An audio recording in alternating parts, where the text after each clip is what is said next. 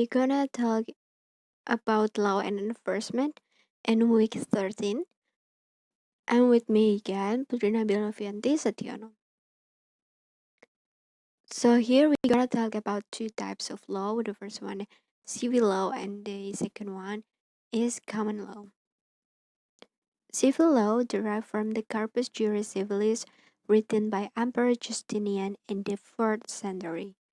Laws are short form legal codex or written legal document. So civil law here is use a written legal document. Remember, civil law, written legal documents. And then why we have to give a criminal justice before we talk further. The aims of criminal justice is to punishment of offenders, protection of society from further harm, determine against future acts, rehabilitation or restoration of the offender. So we're gonna talk about judges in civil law. The role of the judges. Judges function as investigators and adjudicators. Judges investigate cases, question witnesses, and decide the proper reparation. So case jurisprudence may be used, it is less powerful than the legal code. So if in the civil law, judges, it's the function investigator and adjudicators, but here the advocators is just to a legal thing in judiciary. It's just to represent their client. We're gonna talk about common law, therefore Anglo-Saxon practices of law in the 9th century, search from case law, judicial opinions, instead of a fixed code of last century. So in the civil law, we use a legal codex or a written document, but in common law, we use a case law or judicial opinions, the previous case. Okay, before we talk further, judicial neutrality, we have to know about it.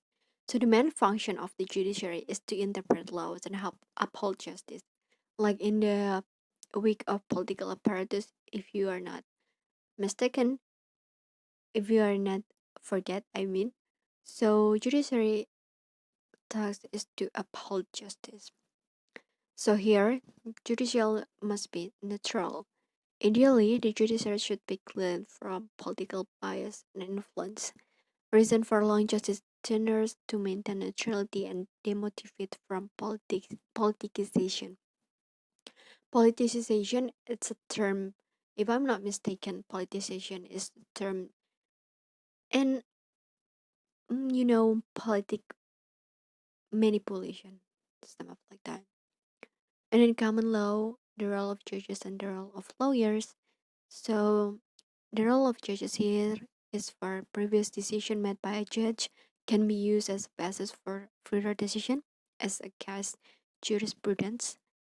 And this is basically like American law adopted. Judges can't decide what kind of evidence can be admissible in a court, and the lawyer here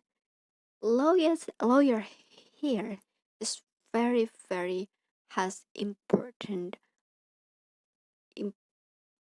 position here. It's because they arguing, they debate, they defend the interests of their clients by arguing in court and preparing legal documents. Only certified lawyers are allowed to handle case document because once again, lawyers in common law is very important. So after the civil law and common law, we go to the law itself. We better to punish or to restore. So in carrying out justice, the judiciary often has to deal with the tough decision whether to punish or restore offenders. Note that this approach are not exclusive, they can sometimes complement one another. The first one is restorative or rehabilitative justice. It is a theory of justice that believes in restoring or rehabilitating offenders rather than punishing them. The main view, offenders can learn from their mistake and repair the damage done.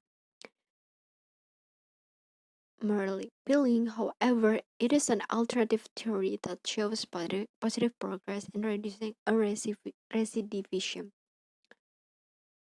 And then retributive justice, a theory of justice that believes in punishment and rehabilitation.